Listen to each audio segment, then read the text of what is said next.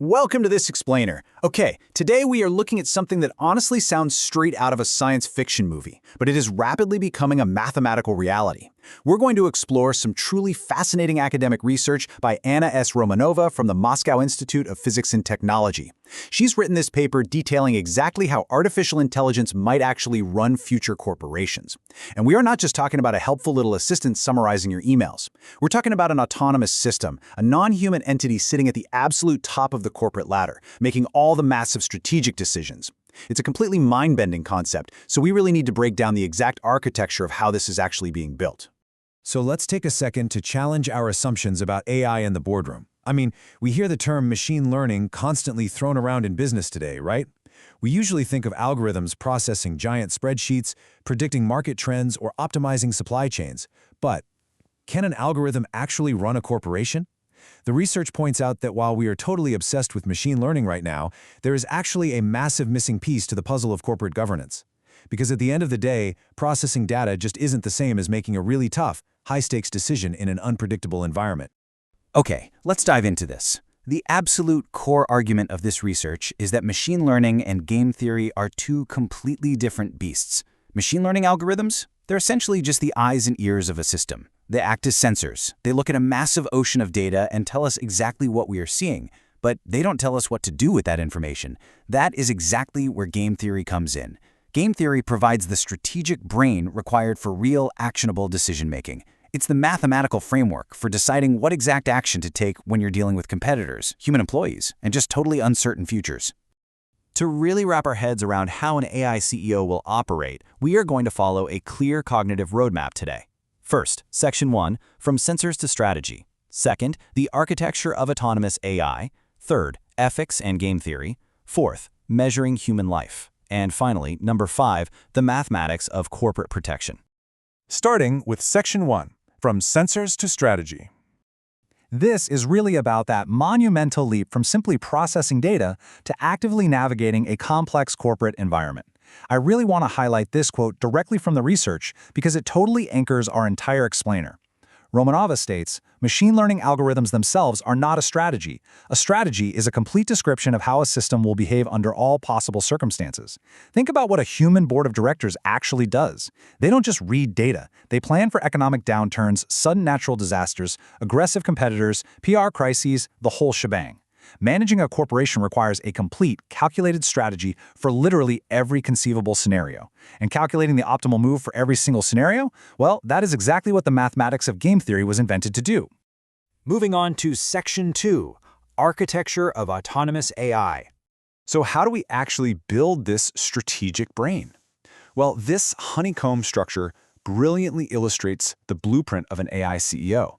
It's like a giant puzzle that visualizes how all these different technologies must merge to create a functional autonomous system. Down at the bottom, you have your machine learning algorithms pulling in the raw data. Then you have computational law, which basically means translating legal codes and company policies into machine-readable algorithms so that AI actually knows what is legal. Then you have the controlled generation of synthetic data to safely train the AI on wild scenarios that haven't even happened yet. Up at the top right, you have game theory doing the actual heavy lifting, problem solving and strategizing. And finally, on the far right, you have the presentation layer. This is the interface, or explainable AI, so we humans can actually understand why the AI made a certain decision. It is just a beautifully complex synthesis. Now, building off that architecture, the research breaks down autonomous corporate AI into a taxonomy of 3 main types. On one side, we have digital command centers. These are massive, incredibly powerful processing hubs that crunch the numbers behind the scenes. In the middle, you have personalized systems. These are your virtual avatars or humanoid robots that you can actually talk to face-to-face. But the ultimate goal, the real game changer shown on the right, is the anticipated hybrid system. This is where the massive, invisible computing power of a digital command center is perfectly linked to a relatable, personalized, human-like interface. Now you might be thinking, sure, this is decades away. No way! These personalized and virtual systems actually exist in the real world today. For example, Tito appointed an AI named Alicia T to its leadership team. Deep Knowledge Ventures uses an AI named Vital for actual investment decisions. IHC uses Aiden Insight as a corporate observer. A Polish company called Dictador even appointed a robot named Mika as an experimental CEO. Oh, and the UN has Sophia as an innovation ambassador. Right now, these are largely serving as these social interfaces, the friendly faces for all that complex data processing. But as they merge with the game theory architecture we just talked about, they are going to become true autonomous decision makers. Let's look at Section 3, Ethics and Game Theory. We absolutely have to address the elephant in the boardroom here. How do we prevent an AI from becoming ruthlessly profit-driven and destroying human lives, just in the name of efficiency?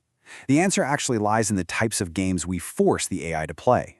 In game theory, you have zero-sum games where, for me to win, you literally have to lose. But there are also non-zero-sum games. This is a scenario where wealth or well-being can be collectively created or increased. According to the research, AI systems must be fundamentally programmed at their absolute core to prioritize non-zero-sum games. If an AI is going to run a company, it must actively build societal wealth rather than simply extracting it from consumers or employees. And the crazy part? This isn't just wishful thinking. It's practically becoming a regulatory standard. The European Commission's report on ethics regarding autonomous systems explicitly states that they must be designed to make a positive contribution to human well-being. So ethical human-centric behavior isn't just a nice idea or some corporate PR stunt.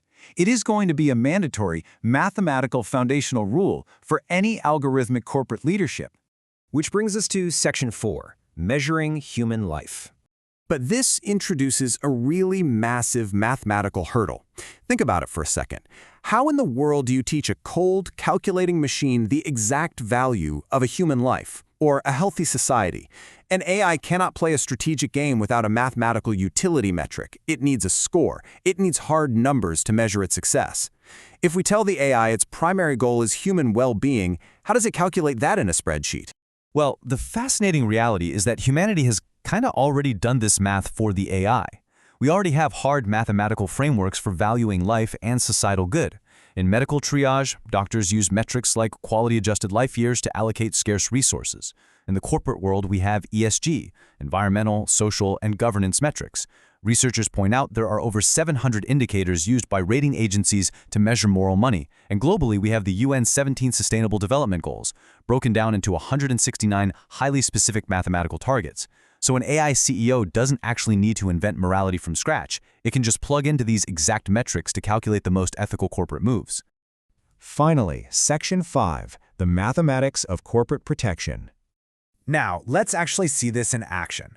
I want you to imagine a scenario straight from the paper. An AI CEO has to make a really tough financial decision. The company is facing the uncertain threat of natural disasters. The AI has to decide whether to spend a massive amount of the company's capital to buy expensive protective equipment for its human workers.